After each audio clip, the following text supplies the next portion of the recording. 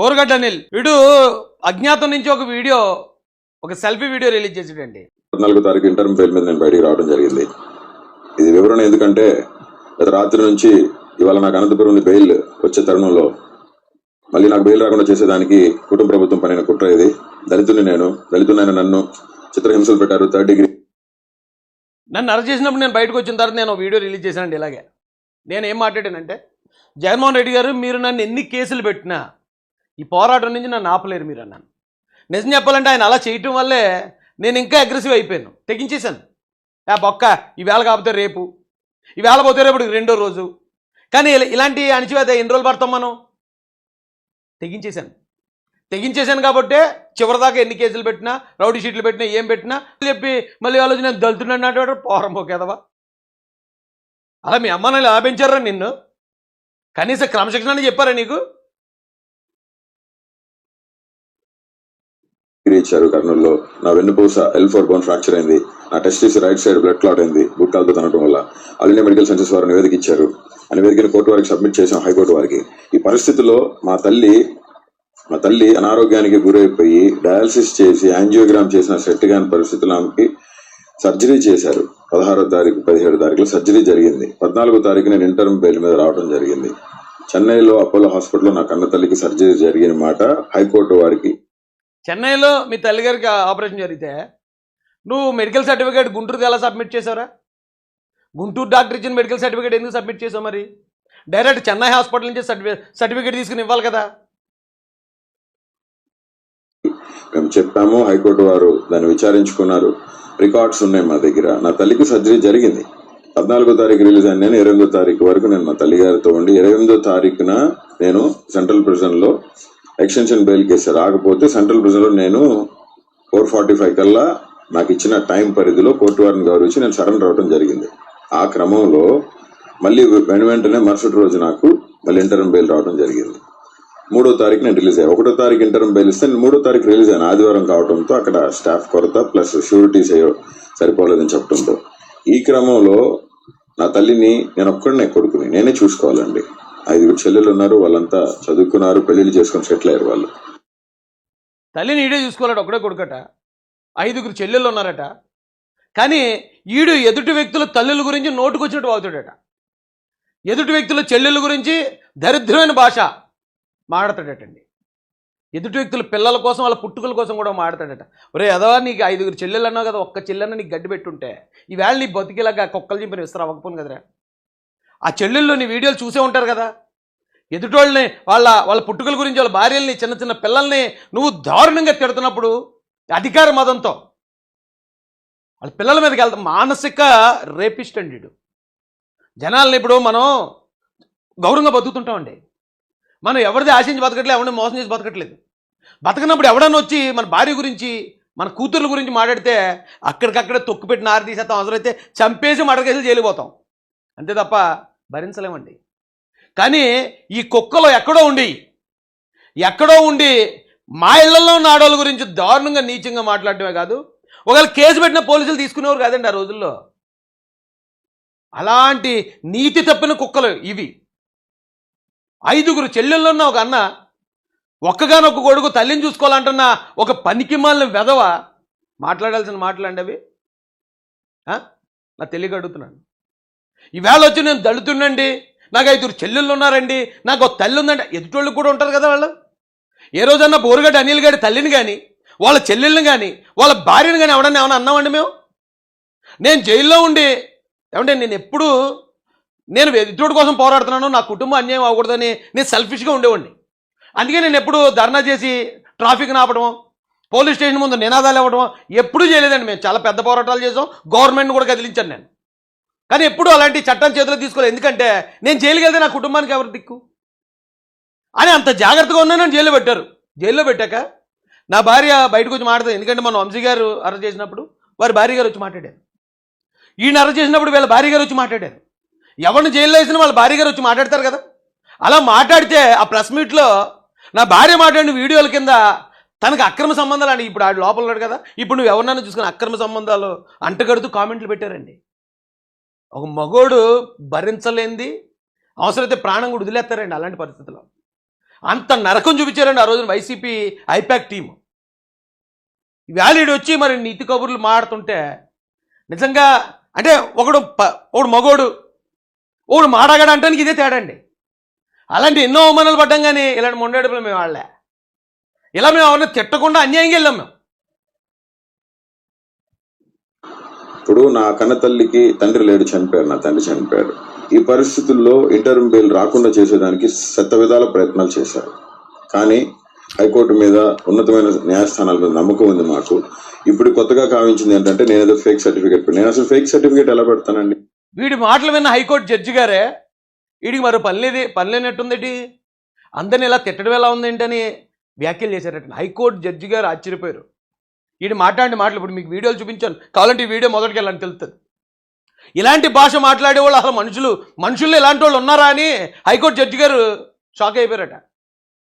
అలాంటి ఎదవీడు ఈరోజు వచ్చి నా కోర్టుల మీద ఉందండి, నేను అనాథనండి, నేను తండ్రి లేనుండండి, నాకు తల్లి ఉందండి, ఆ తల్లి నీరసంగా ఉందండి, నాకు 5 చెల్లెళ్ళు ఉన్నారండి, భార్య ఉందండి అని ఇవన్నీ ఇప్పుడు గుర్తొచ్చేయడికి. కూటమి ప్రభుత్వాలకు ధన్యవాదాలండి. ఇలాంటి సైకోగాళ్లను కూడా కుటుంబం మీద బాధ్యత కలిగిన కొడుకులుగా, అన్నలుగా మారుస్తున్నందుకు కూటమి ప్రభుత్వానికి, పోలీసు వ్యవస్థకి, ఈ జైళ్ళ వ్యవస్థకు కూడా ధన్యవాదాలు తెలియజేస్తున్నాను సార్. నేను సెంట్రల్ ప్రిజన్ లో ఉన్నాను, నేను జైల్లో ఉన్నాను. మెడికల్ సర్టిఫికేట్స్ మొత్తం మా వాళ్ళు అక్కడ సబ్మిట్ చేశారు కోర్టుకి. కోర్టు వారు దాన్ని చూసి నాకు ఇంటర్మ్ బెయిల్ ఇవ్వడం జరిగింది. మా కన్న తల్లి గారికి బైపాస్ సర్జరీ జరిగింది, ఓపెన్ హార్ట్ సర్జరీ జరిగింది. కాబట్టి మా కన్న తల్లిగా ఆ రోజున డ్రైవర్ సుబ్రహ్మణ్యాన్ని చంపేసి శవాన్ని ఇంటి దగ్గర పారేసిన అనంతబాబు కూడా నా తల్లికి పోలేదని వంకతోటి బెయిల్ పెట్టుకుని బయటకు వచ్చాడు, మళ్ళీ జైలుకి వెళ్ళా. ఈవేళ ఇలాంటి వాడు అంటే మన చట్టంలో ఉన్న లూప్స్ కూడా ఇలాంటి వాళ్ళకి ఉపయోగపడుతున్నాయండి. వీడు బతుకున్నప్పుడు, వీడు బయట ఉన్నప్పుడు ఎప్పుడు తల్లి ముఖం కూడా చూసి ఉండడు. వీడు నిజంగా తల్లి ముఖం చూసేవాడైతే ఎదుటి తల్లిని కూడా గౌరవిస్తాడు. నాకు ఆడపిల్లలు పుట్టిన తర్వాత ఎక్కడ ఏ ఆడపిల్లకి అన్యాయం జరిగినా నా కూతుర్లే కనపడతారు నాకు అందులో. అలాగే ఎవరి తల్లినైనా తిట్టేటప్పుడు నా తల్లి నాకు గుర్తొస్తుంది. నేను జగన్ గారినో లేకపోతే ఈ నాయకులు ఎవరైతే వైసీపీ నాయకులు ఎప్పుడు వాళ్ళ ఇళ్లలో ఆడవాళ్ళు మాట్లాడలేదండి. కాకపోతే అప్పుడప్పుడు ఒక్కోసారి కంట్రోల్ తప్పి లకారంతో ఒకే ఒక మాట తిడతాను నేను. ఎందుకంటే ఆడు నన్ను 100 సార్లు తిట్టుంటాడు అప్పటికే, అప్పుడు తిడతానేమో. కానీ ఇటు ఎలాగండి, చంద్రబాబు నాయుడు గారు కానీ, లోకేష్ గారు, పవన్ కళ్యాణ్ గారు, నేను కూడా అండి ఎప్పుడు ఏమీ అనలేదండి. మా గురించి ఎందుకు అంత దారుణంగా టార్గెట్ చేశాడంటే కేవలం వీడిని ఒక రేపిస్ట్గా, మానసిక రేపిస్ట్గా ఉపయోగించుకున్నాడు సజ్జల రామకృష్ణారెడ్డి. సజ్జల రామకృష్ణారెడ్డికి వీడికే సంబంధం. ఎందుకంటే ఒక కొడాలి నాని మాట్లాడాడు, అంబటి రాంబాబు మాట్లాడాడు, లేకపోతే ఇంకో దూరంపూడి మాట్లాడాడు అంటే అర్థం ఉందండి. ఎందుకంటే వాళ్ళకి పదవులు వచ్చాయి, మాకు ఇంకా పదవులు ఇస్తాడు, మేము ఇంకా గట్టి తిడితే పదవులు వస్తాయనే ఆశతో తిట్టాడు అనుకోవచ్చు. ఈ పోరంబొగ్గాడు ఓన్లీ డబ్బుల కోసం తిట్టాడు అందరినీ. సజ్జల రామకృష్ణారెడ్డి విసిరే చిల్లర డబ్బుల కోసం ఎదుటోళ్ళని మానసికంగా చంపే ప్రయత్నం చేశాడు వీడు. వీళ్ళేమి చిన్న నేరస్తులు కాదండి. ఈవేళ వచ్చి పత్తితి కబుర్లు చెప్తూ ఉంటే ఎవరు మర్చిపోతే గాయపడ్డ ఆ మనసులు ఏమి ఇదవ్వండి, జాలి ఏం కలగదు ఇలాంటి వాళ్ళ మీద. దాని మీద నాకు ఇంటర్మ్ బెయిల్ వచ్చింది. కన్న తల్లిని చూసుకునేది నేను. కోర్టుని గౌరవించాను, అమితంగా గౌరవిస్తాం. ప్రాణం పోయినా వెనుతిరిగే ప్రసక్తి లేదు. కోర్టులకే, కోర్టు మాటలకే, కోర్టు న్యాయమూర్తుల మాటలకే కట్టుబడి ఉంటాం. బాబాసాహెబ్ అంబేద్కర్ వారసుడిగా, దళితుడిగా నేను ఒక లా చేసిన స్టూడెంట్. చంపేస్తాను మళ్ళీ ఇంకొకసారి బాబాసాహెబ్ అంబేద్కర్ పేరు ఎత్తావంటే. నీలాంటి పనికి మళ్ళీ అడ్డమైన నా కొడుకులు ఆయన పేరు ఎత్తితే ఆయనకి అవమానం రా. డబ్బుల కోసం, చిల్లర కోసం ఎదుటోళ్ళ ఇంట్లో భార్యల్ని, పిల్లల్ని నీచంగా తిట్టే నీలాంటి పోరంబొగ్గళ్ళు అంబేద్కర్ గారి పేరెత్తి కింద నుంచి పైదాకా పందిని చేరినట్టు చేరుతావు నాకు కొడక. అంబేద్కర్ గారి గురించి ఇప్పుడు గుర్తొచ్చిందారా నీకు? స్టూడెంట్గా నేను మీకు అందరికీ విన్నవించుకుంటుంది ఒకటే, నన్ను ఇబ్బంది పెట్టి నాకు బెయిల్స్ రాకుండా నన్ను పర్మనెంట్గా జైల్లో ఉంచాలని చెప్పి కూటమి ప్రభుత్వం, నారా లోకేష్ గారు, పవన్ కళ్యాణ్ గారు, చంద్రబాబు నాయుడు గారు చేస్తా ఉన్నారు. నన్ను చంపాలని చూస్తున్నారు. నాకేమైనా, నా కుటుంబానికి ఏమైనా. పంది బురదలో దొరలొచ్చి మనకి బురద అంటిస్తుంది. అంత మాత్రం నా పందిని చంపడానికి పరిగెడతాం రా యాదవా? ఆ పందిని చంపడానికి పరిగెడతామా? దరిద్రం, ఈ పంది పక్క ఎందుకు వచ్చాం? ఇది బురదలో దొరుకుతుందని తెలుసు కదా, దీని పక్కకు రావడం మందే తప్పని చెప్పి శుభ్రంగా మాట్లాడకుండా కడిగేసుకుని మనం తిట్టుకుని పోతాం తప్ప పందిని చంపర్రా ఎవరని. నువ్వు అలా బురదలో దొరిలే పందిలు అంటాడు. నువ్వు రాజకీయ నాయకుడు కూడా కాదు. కనీసం నువ్వు ఆ పార్టీలో ఏదన్నా ఓ చిన్న పదవిలో ఉండి, చిన్న పొజిషన్లో ఉండి ఇలా మాట్లాడితే సరే, ఏదో పదవి కోసం ఆశపడి ఇలా దారుణంగా తిడతాడేమో అని అనుకోలేదు. ఇప్పుడు దాకా నీ గురించి వైసీపీ వాళ్ళు ఎవ్వరు స్పందించలే. దాన్ని బట్టి నువ్వు బురద పందిలాగే నిన్ను ట్రీట్ చేశారు. అరే ఇది భలే ఉందరో, ఈ పంది బురద అంటించుకుని వెళ్ళి అందరికీ అంటిస్తూ ఉంటుంది. సరే దాన్ని ఉపయోగించండి రా అని ఉపయోగించారు, కానీ నిన్నేవాడరా పట్టించుకున్నది ఇప్పుడు దాకా? అలాంటి బురద పందిని చంద్రబాబు నాయుడు గారు, లోకేష్ గారు, పవన్ కళ్యాణ్ సంపాదన చూస్తున్నారా? చెప్పడానికన్నా కొంచెం అర్థం ఉండేలా చెప్పరా. దానికి కారణం నారా లోకేషే. దానికి కారణం నారా లోకేష్, చంద్రబాబు నాయుడు, పవన్ కళ్యాణ్. మరొకసారి తెలియజేస్తూ, నేను ఇంటరం బెయిల్ మీద ఉన్నాను. నా కన్న తల్లిని చూసేవాళ్ళు ఎవరు లేరండి, మాకు దిక్కెవరు లేరు. దేవుడే మాకు దిక్కు ఉంది, నాకు జన్మనిచ్చి. దిక్కు లేనోడివి ఆ దిక్కు లేనట్టే ఉండాలిరా. నువ్వు మంచిగా ఉంటే నీకు 10 మంది సపోర్ట్ చేస్తారు. మంచిగా ఉంటే 10 మంది సపోర్ట్ చేస్తారు. అందరికీ తల్లిదండ్రులు ఏముండరు. నాకు కూడా మా నాన్నగారు హాస్పిటల్లో ఉన్నప్పుడు కూడా చావు బతుకులు ఉన్నారు. మా అమ్మ చచ్చిపోయి చాలా రోజులైంది. కానీ నాకు కష్టం వచ్చినప్పుడు, నేను జైల్లో ఉన్నప్పుడు కొన్ని వేల మంది వచ్చారా బొకడ బోరుగడ్డ. అధికార పార్టీ అని తెలిసి జగన్మోహన్ రెడ్డి గారు హస్తంతోనే నన్ను అరెస్ట్ చేశారని తెలిసి కూడా కొన్ని వేల మంది వచ్చారు ఆ రోజు నాకు. బ్రతికితే 10 మంది శభాష్ అనేలా బతుకు. శత్రువులు ఉంటారు, శత్రువులు లేనివాడు ఎవడో ఉన్నాడు. ఎందుకంటే అక్కడ అన్యాయం జరుగుతున్నప్పుడు, ఈ దేశంలో, ఈ లోకంలో అన్యాయం ఉన్నప్పుడు అన్యాయం ఎదిరించేవాడికి శత్రువులు లేకుండా ఎలా ఉంటారు? అన్ని మూసు కూర్చున్నవాడికి శత్రువులు ఉండరు. ఉంటారు శత్రువులు, కానీ మనకు కష్టం వచ్చింది అన్నప్పుడు 10 మంది వచ్చేలాగా ఉండాలి బతుకంటే. ఈరోజు నువ్వు ఎక్కడో తెలీదు, నీకు బెయిల్ ఎవరు పెట్టాడో తెలీదు, నువ్వు ఇప్పుడు నీకు ఎవరు శాలరీ ఇచ్చాడో కూడా తెలీదు. నీ తరపున ఒక్కడు మాట్లాడటాను కానీ బోరు కట్టగానే అన్యాయంగా అరెస్ట్ చేశారని చెప్పడానికి ఒక్కడు ఉన్నాడురా నీ బతుక్కి, ఒక్కడు. పాప నీ భార్య వచ్చి బాధపడింది ఆ రోజు, అంతే. నీ తల్లి కూడా నీకు ఇప్పటిదాకా సపోర్ట్ చేయలేదు. ఎందుకంటే వాళ్ళు కూడా చూసుంటారు కదా నీ వీడియోల తర్వాత. అప్పుడు చూసి ఉండకపోయి ఉండొచ్చు, కానీ తర్వాత అన్న చూస్తారు ఏటీడీ ఎదవా ఎంత దారుణంగా తిట్టాడు వాళ్ళని, ఎంత దారుణంగా ఆడకూతురులు తిట్టాడా అని ఆడపుట్టుకుంటున్న ప్రతి ఒక్కరికి బాధేస్తుందిరా. తల్లి కాబట్టి కోర్టు వారు దీన్ని పరిగణలోకి తీసుకొని న్యాయం చేయాలని, మెడికల్ రికార్డ్స్ మొత్తం కూడా, నా తల్లికి సర్జరీ జరిగిన మాట వాస్తవం, నా తల్లి మనోవేదంతో ఉన్నమాట వాస్తవం, నా తల్లికి నా అవసరం ఉన్నమాట వాస్తవం. హ్యుమానిటేరియన్ గ్రౌండ్స్ లో కోర్టు వారు అన్ని రికార్డ్స్ పరిశీలించి నాకు ఇంటర్మ్ బెయిల్ ఇవ్వడం జరిగింది. దీన్ని తప్పుదో పట్టించడానికి ఆంధ్రప్రదేశ్ పోలీస్ యంత్రాంగం మొత్తం ట్రై చేస్తా ఉంది. అనంతపురం సిఐ సాయినాథ్ గారు ఇదే పనిలో ఉన్నారు. చాలా ఇబ్బందులు పెట్టారు నన్ను, చాలా చిత్రహింసలకు గురి చేశారు. ఆయన బెయిల్ రాకుండా 311 సెక్షన్ నా మీద. నువ్వేమన్నా స్వతంత్ర సమరయోధుడివా? నేను ఈ దేశం స్వతంత్రం కోసం పోరాడాను, నన్ను బ్రిటిష్ వాళ్ళు నన్ను ఎలా హింసలు పెట్టారని చెప్పుకోండి సిగ్గానే వేస్తుందా లేదరా నీకు బతుక్కి? నువ్వు చేసింది ఒక గలీజ్ పని ఎదవా. ఆల్మోస్ట్ నువ్వు ఫోక్సో కేసులో వెళ్ళాలి లోపలికి. చిన్నపిల్లల గురించి అంత అన్యాయంగా మాట్లాడినందుకు ఏదో నీ మీద ఫోక్సో కేసు పెట్టి పంపించాలరా లోపలికి. ఇంకా నేను మామూలు మనిషిగా పంపించారు. ఈ కూటమి ప్రభుత్వం పోలీసులు చాలా గొప్పోళ్ళు. షేపులు ఏమి షకలు అవ్వకుండా, షేపులు ఏ షేపులతో లోపలికి వెళ్ళావు అదే షేపులతో బయటకు వచ్చావు.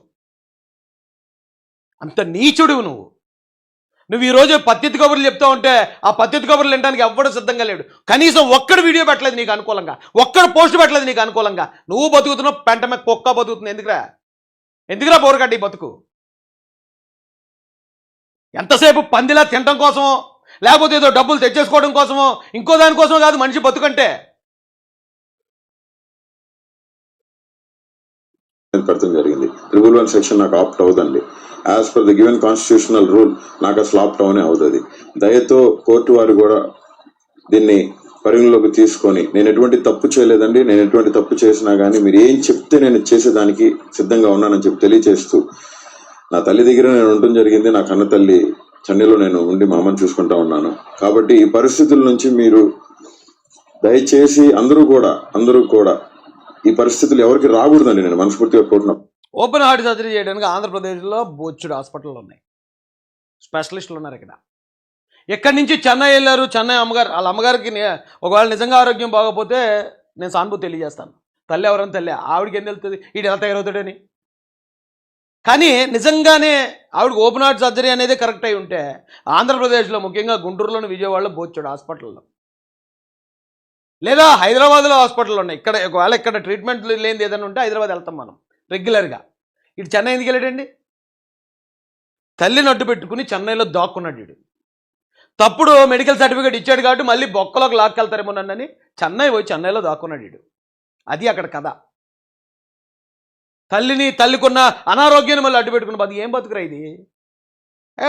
వచ్చాం గొడవకు బయటకు వచ్చామంటే ఒక సిద్ధాంతంతో, ఒక న్యాయమైన పాయింట్ పట్టుకుని తొడగొట్టి మీసం మెల్లేసి నిలబడాలా గ్రౌండ్లో.